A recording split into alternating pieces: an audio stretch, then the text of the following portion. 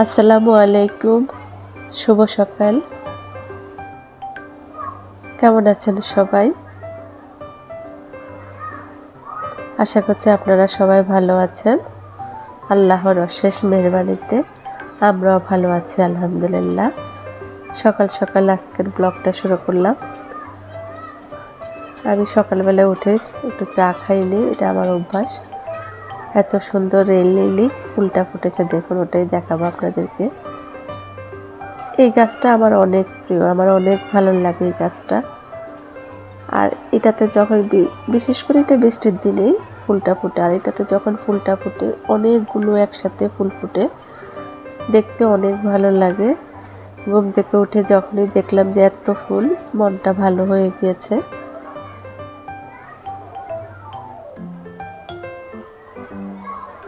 আমি সকাল সকাল একটু চা খেয়ে নিই, চায়ের সাথে একটু বিস্কিট বা মুড়ি যেটাই থাকে আমি হালকা একটু নাস্তা করে পরে আমি গিয়ে নাস্তাটা করে নিই, কারণ আমার ঘুম থেকে উঠে নামাজের পরে এটা খেতেই হয়। ঘরের কিছু টুকটাক কাজকর্ম দেখাচ্ছে। আমি আমার সোফাগুলোকে সবসময়, এগুলো আসলে আমি নিজে করতে পারি না, কারণ আমার ডাস্ট অ্যালার্জি আছে। এগুলো আমার যে হেল্পিং হ্যান্ড আছে ওর হাতে আমি সবসময় এগুলো পরিষ্কার করে নিই।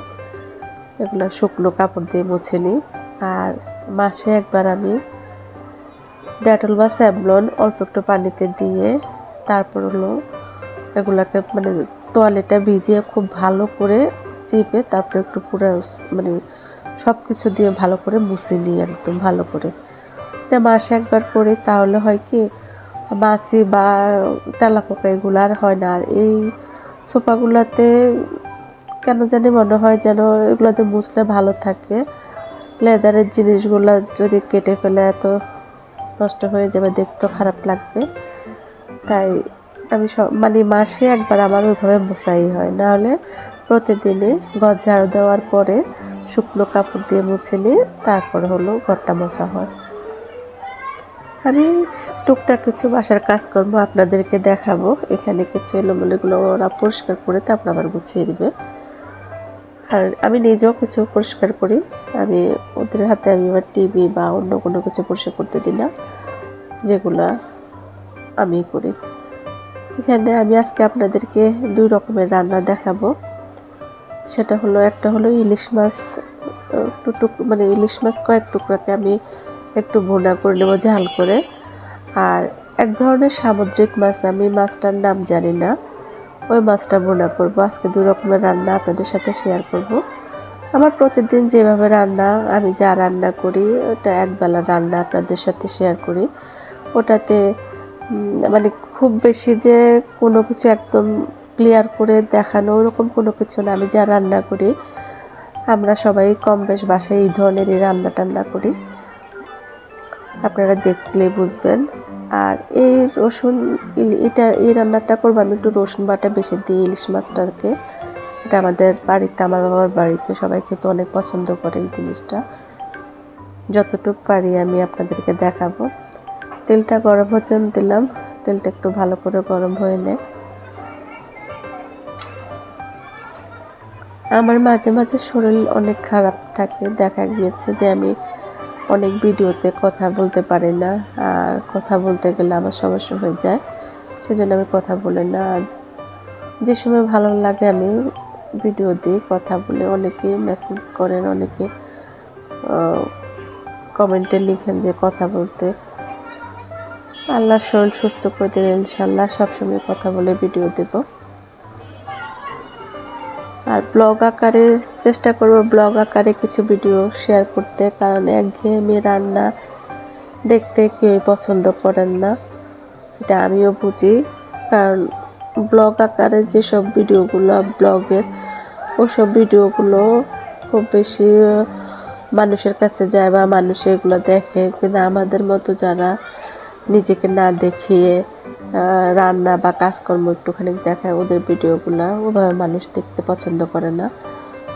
তারপর আমার শখ আমার ইউটিউবে কাজ করা, এই জন্যে আমি কাজ করি।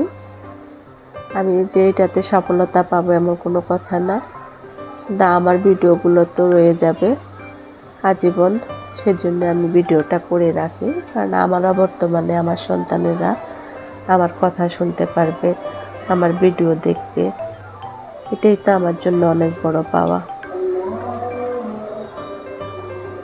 মাছটাকে আমি হালকা ভেজে নেব, আর এই মাছটাকে আপনারা ইচ্ছে করলে কষিয়েও রান্না করতে পারেন। তা আমার হাজব্যান্ড বা আমার বাচ্চারা মাছ কষানো ওইভাবে পছন্দ করে না, ওদের জন্য আমার হালকা করে একটু ভেজে নিতেই হয়। এটা একদম খুবই সাধারণ একটা রান্না, আপনারা দেখতে থাকুন। এই কয়দিন খুবই আমাদের দেশের অবস্থা খুবই খারাপ ছিল, আলহামদুলিল্লাহ এখন আমরা ভালো আছি, এটা তো বলতেই হবে, অবশ্যই আমরা ভালো আছি। যে মায়ের সন্তান, যে মা বাবার সন্তান বা যে পরিবারের মানুষ মারা গিয়েছে সবার প্রতি সমবেদনা, খারাপ লাগে অনেক, তাজা প্রাণ ঝরে গিয়েছে, ওদের জন্য অনেক খারাপ লাগে। মাছটাকে আমি হালকা করে একটু ভেজে নেব। আমার আরেকটা রান্না যেটা, সেটা হলো সামুদ্রিক মাছ। আমি সম্পূর্ণ ভিডিওতে কথা বলতে পারবো কিনা জানি না, চেষ্টা করব যতটুকু কথা বলা যায়।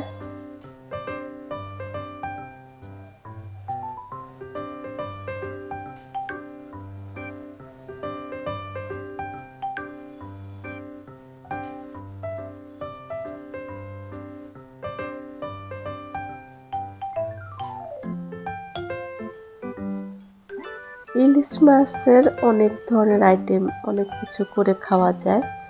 ইলিশ মাছটা আমাদের দেশে আগে মানে আমার গ্রামের বাড়িতে দেখেছি লবণ ইলিশ, যেটা এখনও পাওয়া যায়, তবে আগের মতো না, মানে অনেক বড় বড় কিভাবে জানি ওই টুকরোগুলো হতো, একদম লবণ দিয়ে ভরা, টিন ভরা, কিন্তু তো ওগুলা রসুন দিয়ে, বেশি করে রসুন দিয়ে ঝাল ঝাল করে আমাদের একদম পাতুরির মতন করতো। ওই খাবারটার কথা আমার প্রায় মনে ওঠে, ওভাবে মন চায় যেন আবার আগে যদি ফিরে যেতে পারতাম ওটা খাবো। কিন্তু ওই মাছটা আমি আমার মাকে মাঝে মাঝে জিজ্ঞেস করি ওইভাবে মাছ কি এখনো পাওয়া যায় কিনা, আম্মা বলে যে না, ওরকম এখন আর ওভাবে না, এরকম টুকরো টুকরো করে যেগুলো, সেগুলো একদম চ্যাপটা করে একটা টুকরো থাকতো, মানে কিভাবে যেন মাছটা কাটতো আমার, মানে আমরা তো যখন খেয়েছি ওভাবে আসলে মা রান্না করতো বা জেঠি রান্না করতো, কখনো গিয়ে দেখতামও না যে কি ধরনের মাছ, কিন্তু আমার যতটুকু মনে পড়ে একদম চ্যাপটা করে বড় করে মানে পিসগুলো থাকতো, একটা দুটা পিস রান্না করলেও হয়ে যেত। ওরকম মাছগুলা, ওইটার গ্রানটাই অন্যরকম ছিল, খেতেও অনেক ভালো লাগতো। খেয়েছি আলহামদুলিল্লাহ, বাবার ফ্যামিলিতে অনেক কিছুই খেয়েছি, হাজবেন্ডের ফ্যামিলিতেও খাচ্ছি, বাকি জীবনটাও খেয়ে যাবো ইনশাল্লাহ। মাছগুলাকে একটু উল্টে দিলাম, কারণ হালকা একটু ভাজার মধ্যে এগুলো একটু হালকা ভাজা হতে থাকুক।